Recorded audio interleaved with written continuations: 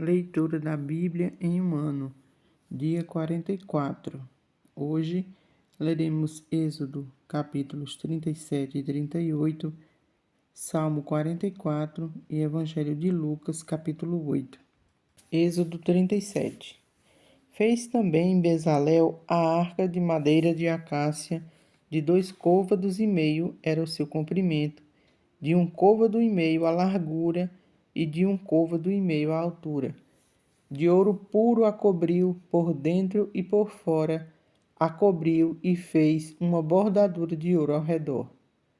Fundiu para ela 4 argolas de ouro e a pôs nos 4 cantos da arca, 2 argolas num lado dela e 2 argolas no outro lado. Fez também varais de madeira de acácia e os cobriu de ouro. Meteu os varais nas argolas aos lados da arca, para se levar no meio deles a arca. Fez também o propiciatório de ouro puro, de 2 côvados e meio era o seu comprimento, e a largura de 1 côvado e meio. Fez também 2 querubins de ouro batido os fez, nas 2 extremidades do propiciatório. Um querubim na extremidade de uma parte e o outro na extremidade de outra parte. De uma só peça, com o propiciatório, fez os querubins nas 2 extremidades dele. Os querubins estendiam as asas por cima, cobrindo com elas o propiciatório. Estavam eles de faces voltadas uma para a outra, olhando para o propiciatório. Fez também a mesa de madeira de acácia. Tinha o comprimento de 2 côvados, a largura de 1 côvado e a altura de 1 côvado e meio. De ouro puro a cobriu e lhe fez uma bordadura de ouro ao redor. Também lhe fez moldura ao redor, na largura de 4 dedos, e lhe fez uma bordadura de ouro ao redor da moldura.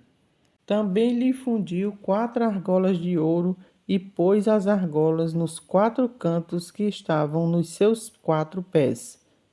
Perto da moldura estavam as argolas, como lugares para os varais, para se levar à mesa. Fez os varais de madeira de acácia e os cobriu de ouro para se levar à mesa.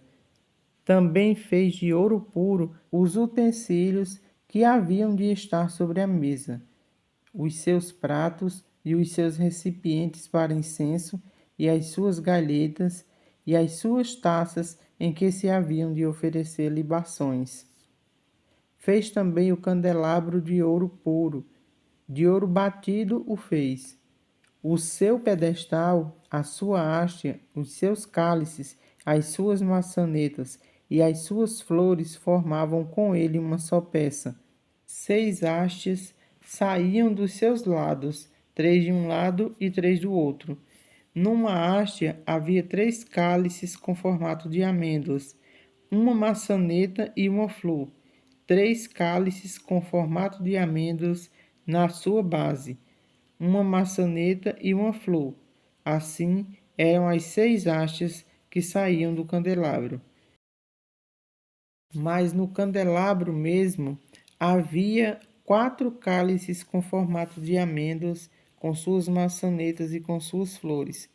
Havia uma maçaneta sobre 2 hastes que saíam dele, e ainda uma maçaneta sobre 2 outras hastes que saíam dele, e ainda mais uma maçaneta sobre 2 outras hastes que saíam dele.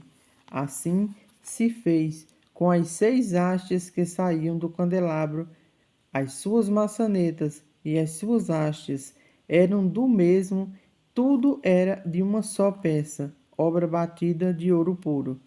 Também lhe fez 7 lâmpadas, as suas espevitadeiras e os seus apagadores eram de ouro puro. De 1 talento de ouro puro se fez o candelabro com todos os seus utensílios. Fez de madeira de acácia o altar do incenso. Tinha 1 côvado de comprimento e 1 de largura. Era quadrado, e 2 de altura os chifres formavam uma só peça com ele. De ouro puro o cobriu. a parte superior, as paredes ao redor e os chifres, e lhe fez uma bordadura de ouro ao redor. Também lhe fez 2 argolas de ouro debaixo da bordadura, de ambos os lados a fez. Nelas se meteram os varais para se levar ao altar. De madeira de acácia fez os varais e os cobriu de ouro. Fez também o óleo santo da unção e o incenso aromático puro de obra de perfumista. Capítulo 38. Fez também o altar do holocausto de madeira de acácia. De 5 côvados era o comprimento e de 5 a largura. Era quadrado o altar, e de 3 côvados a altura. Dos 4 cantos fez levantar-se 4 chifres, os quais formavam uma só peça com o altar, e o cobriu de bronze. Fez também todos os utensílios do altar, recipientes para recolher as suas cinzas, e pás, e bacias, e garfos, e braseiros.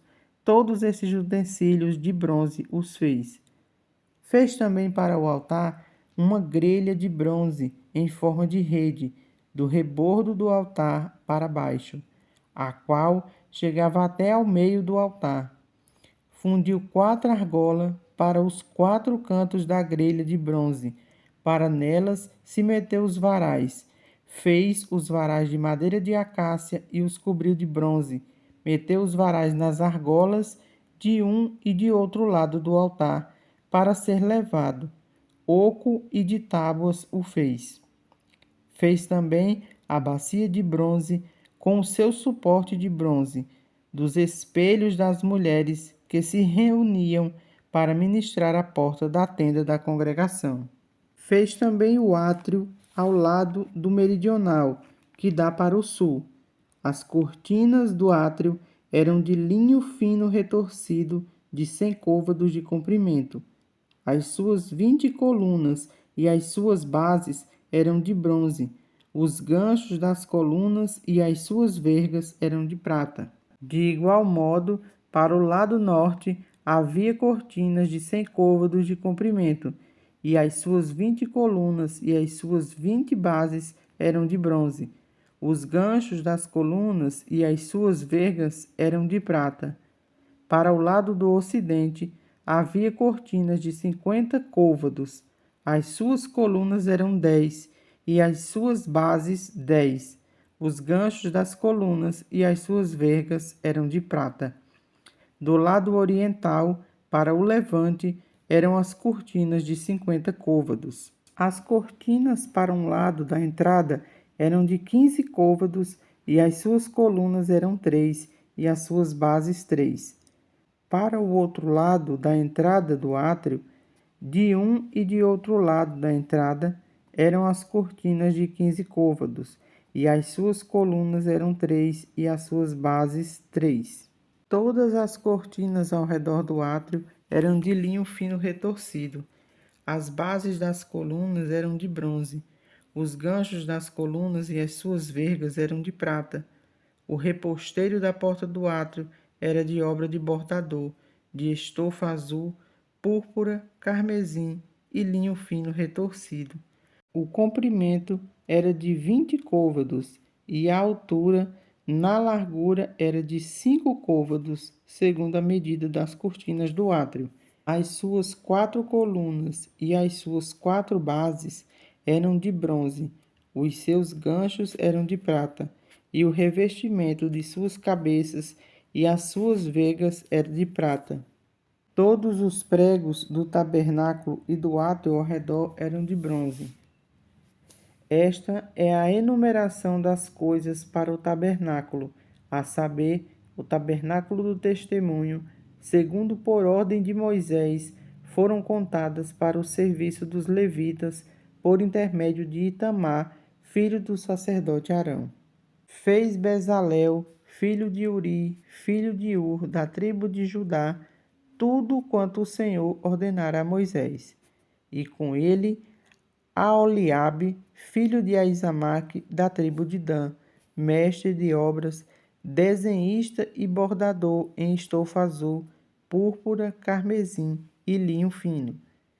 todo o ouro empregado na obra, em toda a obra do santuário, a saber, o ouro da oferta, foram 29 talentos e 730 siclos, segundo o ciclo do santuário. A prata dos arrolados da congregação foram 100 talentos e 1.675 siclos, segundo o ciclo do santuário. Um beca por cabeça, isto é, meio ciclo, segundo o ciclo do santuário, de qualquer dos arrolados de 20 anos para cima, que foram 603.550, empregaram-se 100 talentos de prata para fundir as bases do santuário e as bases do véu, para que as 100 bases, 100 talentos, um talento para cada base, 2.775 ciclos, fez os colchetes das colunas, o cobri, as suas cabeças, e lhes fez vegas. O bronze da oferta foram 70 talentos e 2.400 ciclos. Dele fez as bases da porta da tenda da congregação e o altar de bronze e a sua grelha de bronze e todos os utensílios do altar, e as bases do átrio ao redor, e as bases da porta do átrio, e todas as estacas do tabernáculo, e todas as estacas do átrio ao redor. Salmo 44. Apelo por auxílio divino. Ouvimos, ó Deus, com os próprios ouvidos. Nossos pais nos têm contado o que outrora fizestes em seus dias. Como por suas próprias mãos desapossaste as nações e os estabeleceste. Oprimiste os povos e os pais deste largueza. Pois não foi por sua espada que possuíram a terra, nem foi o seu braço que lhes deu vitória, e sim a tua destra, e o teu braço e o fulgor do teu rosto, porque te agradaste deles. Tu és o meu rei, ó Deus, ordena a vitória de Jacó. Com o teu auxílio, vencemos os nossos inimigos. Em teu nome, calcamos aos pés dos que se levantavam contra nós.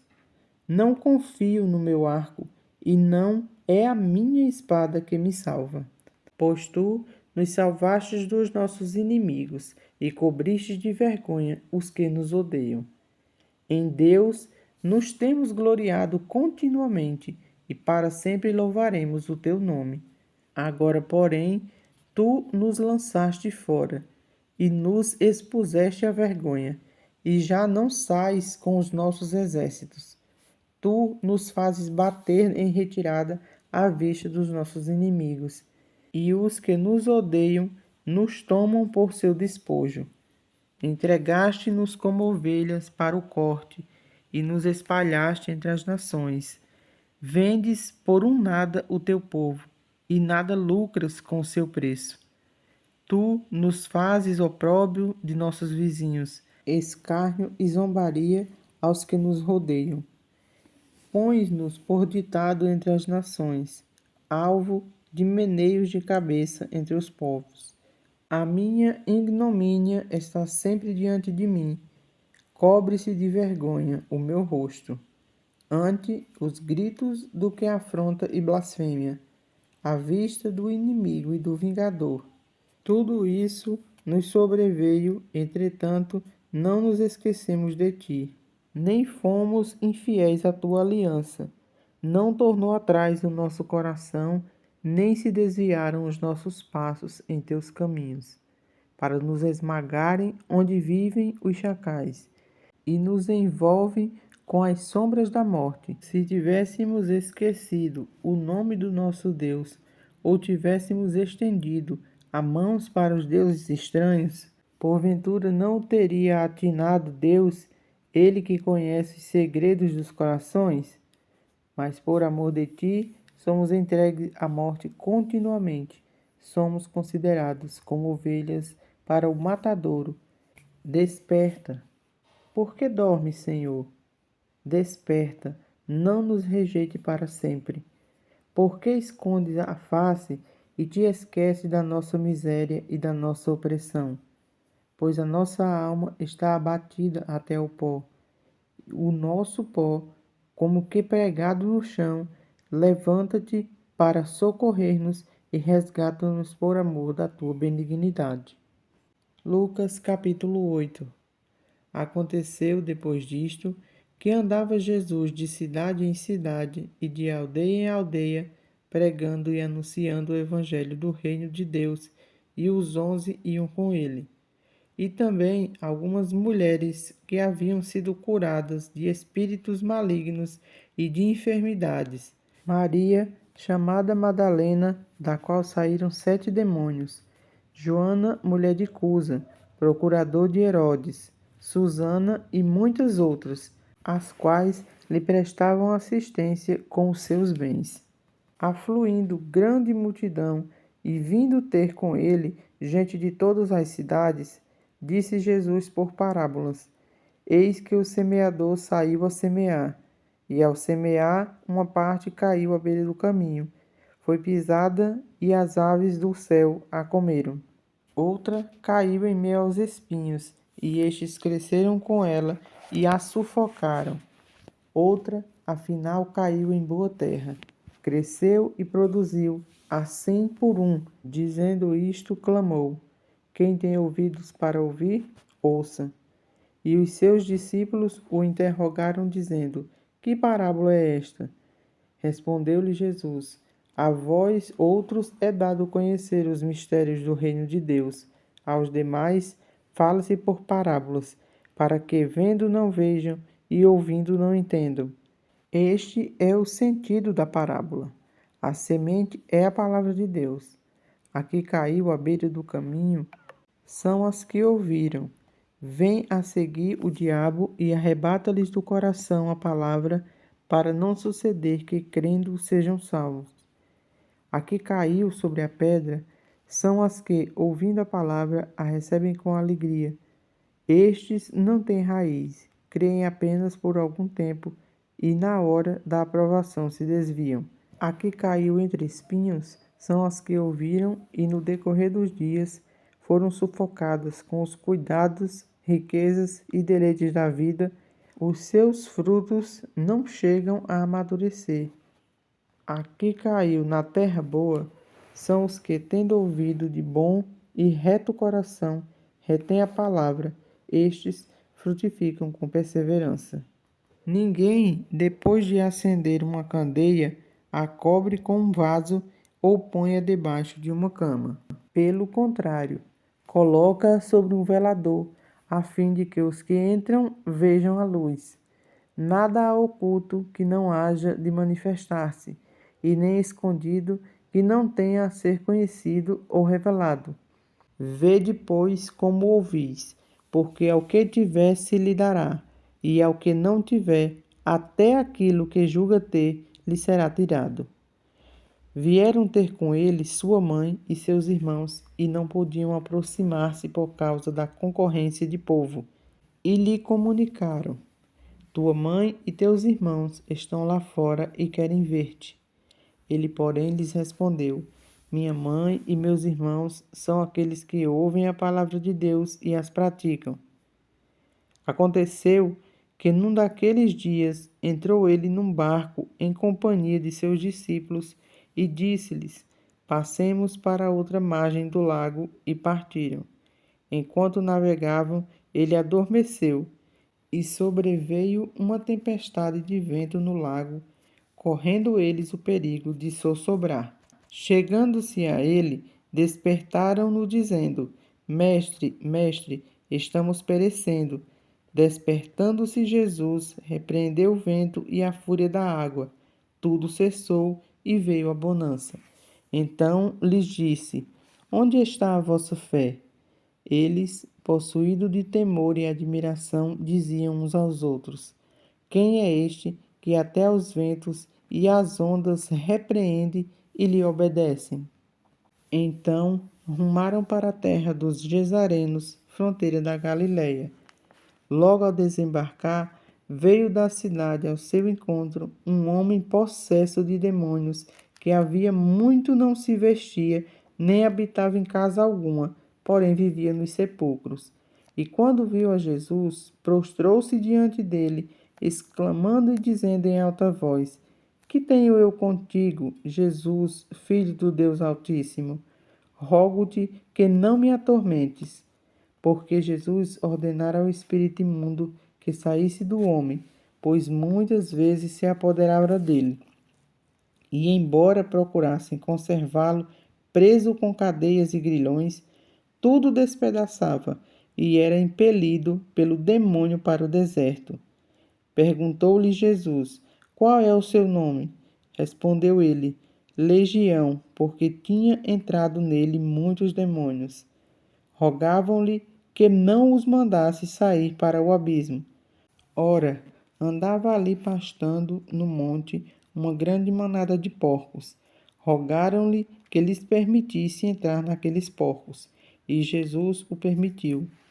Tendo os demônios saído do homem, entraram nos porcos, e a manada precipitou-se despenhadeiro abaixo para dentro do lago e se afogou. Os porqueiros, vendo o que acontecera, fugiram e foram anunciá-lo na cidade e pelos campos. Então saiu o povo para ver o que se passara, e foram ter com Jesus. De fato, acharam o homem de quem saíam os demônios, vestido em perfeito juízo, assentado aos pés de Jesus, e ficaram dominados de terror. E algumas pessoas que tinham presenciado os fatos contaram-lhes também como fora salvo o endemoniado.